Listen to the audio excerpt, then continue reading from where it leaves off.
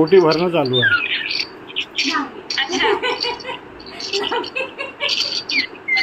मला दाखवा ना. असं शंकरजीच्या पिंडीला पाणी खालते वाकून रामचंद्राचं नाव घेते. तुझा मला तुगे तुगे तुगे. अरे नाही तुगे तुगे. मला तर येतच नाही. अंग्रेजीत आईला म्हणतात मदर. रवी रावणचं नाव घेते थोडा माझा पदर.